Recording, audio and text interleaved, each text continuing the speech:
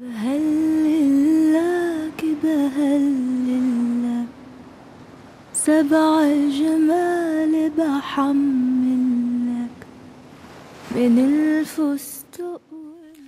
In January 2011, a remarkable play is coming to Washington, D.C.'s Theater J. Return to Haifa was originally staged in 2008 on the 60th anniversary of Israeli independence by Israel's premier theater company, the Kamari Theater of Tel Aviv. Written in Hebrew by Boaz Gaon, the play was adapted from an Arabic novella by Ghassan Kanafani, the foremost Palestinian man of letters.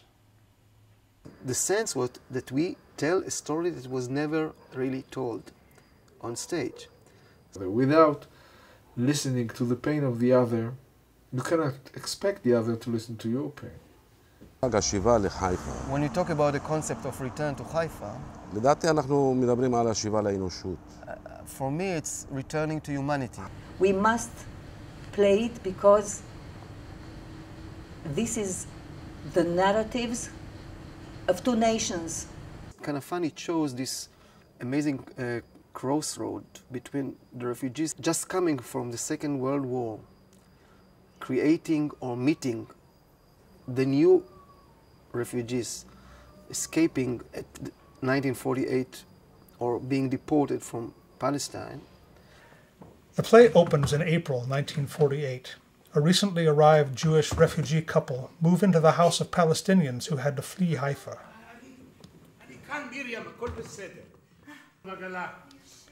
Miriam and Ephraim, who lost their own child in the Holocaust, are given custody of the infant abandoned in the house. We shift to 1967. For the first time, the Palestinian parents, Saeed and Safiya, are able to return to Haifa from the West Bank to discover the fate of their child. What attracted me to return to Haifa is an entrance. At the moment that Dov, the Israeli soldier who used to be a baby, Palestinian baby called Khaldun, enters the house, finally, after their parents have been waiting 20-something years. The play doesn't deal with blaming, it deals with understanding. If somebody comes out of this piece and say, it's anti-Israeli, and the rest say it's anti-Palestinian, we are okay, we are safe. And we brought to this production something like 5,000 high school students from Arabic villages in Israel. There are many Palestinian youth coming from villages around north to Tel Aviv that heard for the first time on stage the story of the Holocaust from Miriam. But it's so human, because if I listen what the suffering of the Jewish, why the Jewish don't listen to my suffering? It was interesting that there were many people who didn't want anything to do with this production, actors and directors alike. There was a minor demonstration when we opened this production by very extreme rightists from the West Bank. This person, Ghassan Kanafani, is such and such and such and so and so and so. But they didn't read even one word of Kanafani. And it's completely ignorant. People from my country of origin, Romanians, and they told me, how can you think like your character?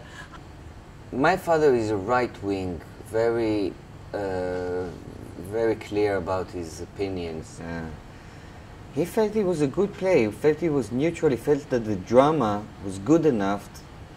We had a show for people who lost their loved ones for the conflict, Jews and Palestinians.